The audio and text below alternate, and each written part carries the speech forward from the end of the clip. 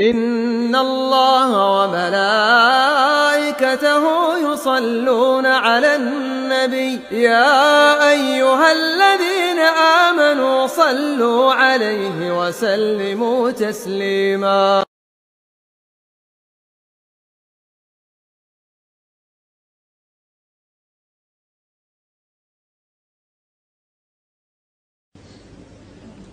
So brothers, don't say to the sister, why are you jealous? What's your problem? What you think, she should not be jealous? She should be. It's her nature. But she needs to control that. Because sisters, think to yourself, did Allah say, did the Prophet ﷺ say, none of you is truly believers until you love for your brother what you love for yourself? Did he say that? Did he say that?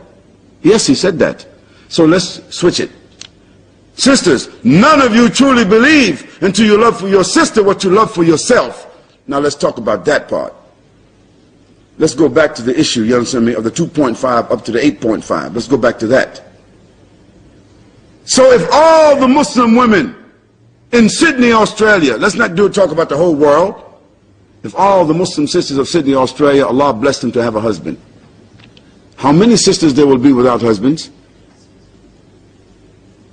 There will be at least, for every one sister that will find a nice husband, there will be at least another 6 sisters they will not have a husband.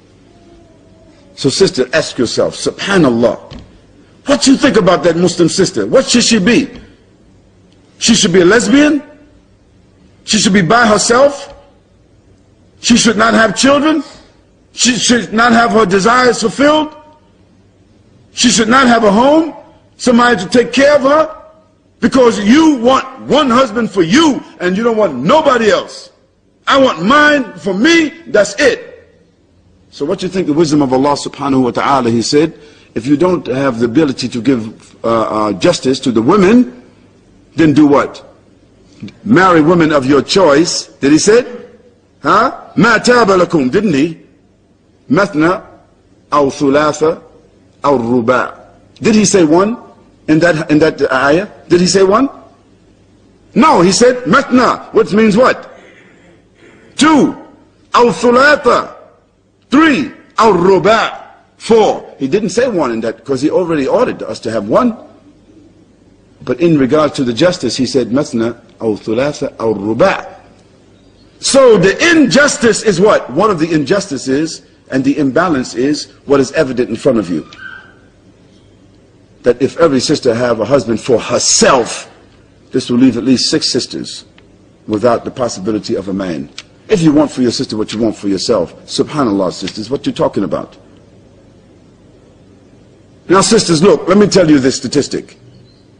Only 2 out of every 10 men is going to take another wife anyway. Anyway. Even though the choice is there, only 2 out of 10 is going to take another wife anyway. Only 1 out of 20 is going to take a 3rd wife. Maybe 1 out of 30. And maybe only 1 out of 200 is going to take a 4th wife. How many brothers you know got 4 wives? That he can buy 4 refrigerators and pay 4 phone bills and pay, you know, 4 light bills and 4 phone bills and 4 rents. And also, he got to deal with 4 different sisters. Subhanallah. No, it's very unlikely this will happen. Very unlikely. And how many of you know that's got 3? Unlikely. But sisters, think. If you are patient and you tell him, brother, listen, I don't like it. I'll be honest with you. I'm jealous. I don't want you to do that. But this is your responsibility in front of Allah subhanahu wa ta'ala, and Allah will ask you about your responsibility. If you think you must do it, of course I don't like it, but I will bear with it, inshallah. Why? Because of my sister. Especially your husband, maybe he will marry some sister, she has children already. What will those children do? What? She have children. Who will guide them? Who will take care of them? Your husband, he's working, he has knowledge, he's healthy. And if you are intelligent, really sisters, if you're really intelligent, sometimes you don't want to be bothered with your husband.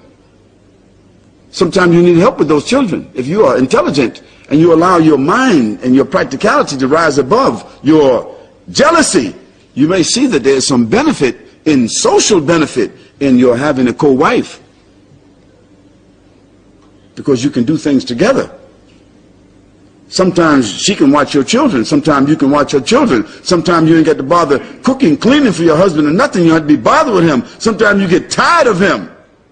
It's good for you. You have time for yourself. There are some sisters who have a co-wife, and it is a good relationship. You should talk to some of those sisters, not to the ones who is greedy and jealous, and even they don't appreciate the one husband. They don't appreciate the fact that they are the only. And I'll give you another statistic, sisters. Do you know most of the marriage counseling, most of the marriage problems is not in the house where there is two wives. Do you know where it is? Most of the problems and the marriage counseling comes from where there's only one wife. This is a statistic. So sisters, about the ta'addud to zawjat, you should not, I'm not telling you to be happy. Don't dance, and don't expect the sister to dance and the whole of party because you take another wife. Alhamdulillah, brother, mashallah, let's invite everybody. Don't expect that from the sister. But sisters, be patient about this matter and don't speak against the wisdom of Allah subhanahu wa ta'ala. Don't speak against the wisdom of the Prophet sallallahu alaihi wasallam. Don't undermine the welfare of the community, and don't be selfish, and don't be greedy, and don't be unwise. Sisters, be careful about this matter. Speak to your husband as strong as you need to speak to him. Beg with him, plead with him. Please don't do it. I don't like it. But if he does, bear with it. Be patient. Allah subhanahu wa ta'ala will give you better. After all, al-akhirah khayrun wa abqa, isn't it?